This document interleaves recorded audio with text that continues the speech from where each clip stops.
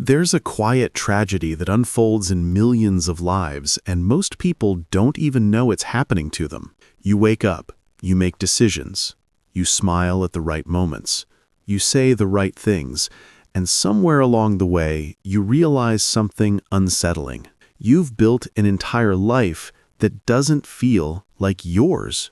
Not because you're ungrateful, not because you lack purpose, but because you've been living according to a script someone else wrote for you, and you never stopped to ask if it was the one you actually wanted. Here's what most people never realize. The exhaustion you feel at the end of the day isn't always from doing too much. Sometimes it's from being someone too much. From constantly adjusting, performing, shrinking, or expanding yourself to fit into the mold that others expect. Psychologists call this external validation dependency, the tendency to measure your worth based on how others perceive you.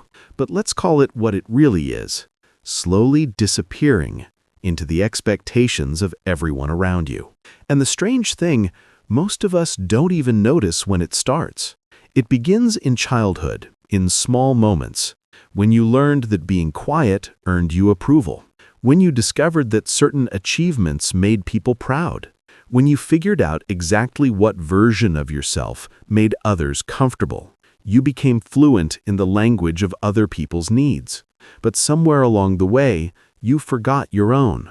Psychologist Carl Rogers once described something he called conditions of worth. It's the idea that from a very young age, we learn that love and acceptance are not unconditional.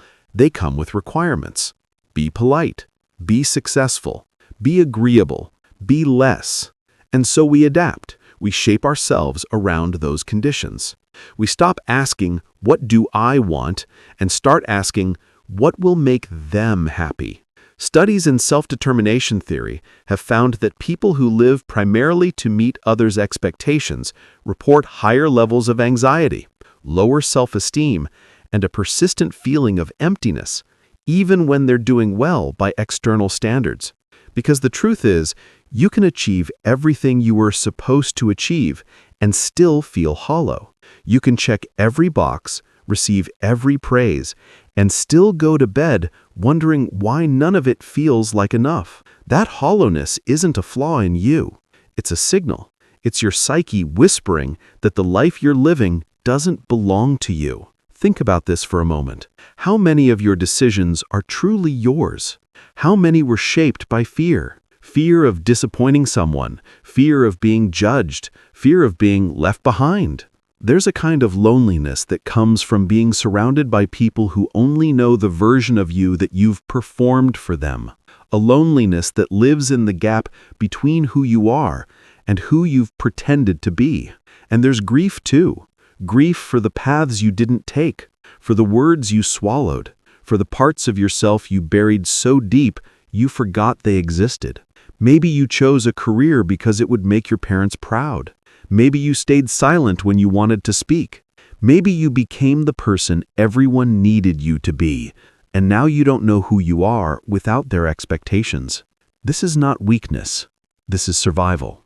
You learned early on that acceptance was conditional, and so you did what any child would do. You adapted to survive. But here's the part most people miss. What once protected you is now suffocating you.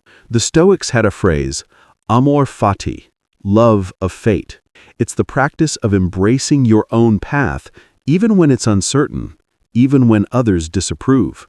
And the existentialists believed that one of the deepest forms of courage is choosing to live authentically in a world that constantly pressures you to conform. But living for yourself is not about selfishness. It's not about ignoring others or becoming cold. It's about recognizing that you cannot pour from a cup that was never really yours, that you cannot offer the world your gifts if you've spent your entire life hiding them. There's a difference between being kind and being compliant, between being loving and being invisible, between connection and erasure.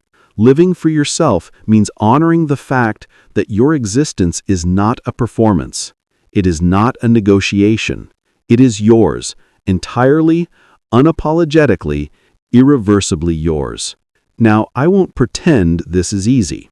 Reclaiming your life is not a single moment of clarity. It's a practice, a slow unraveling of patterns that have been with you for years. Some days you'll take a step forward. Other days you'll fall back into old habits. That's okay.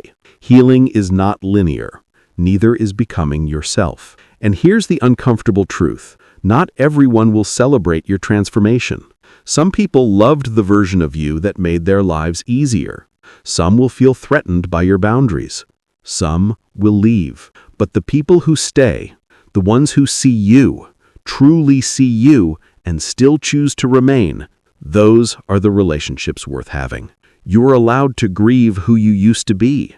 You're allowed to miss the simplicity of people-pleasing even as you walk away from it. Growth is not painless, but neither is staying small. So I want to ask you something, not as a challenge, but as an invitation. When was the last time you made a decision purely because it felt right to you? Not because someone expected it, not because it was safe, but because it was honest. If that question stirs something in you, maybe that's worth paying attention to. You've spent so long carrying the weight of other people's expectations. Maybe it's time to set that weight down, gently, slowly, and discover what your life feels like when it finally belongs to you. If this reached you today, consider subscribing. Not for the algorithm, but because there's more to explore together about the quiet truths of being human.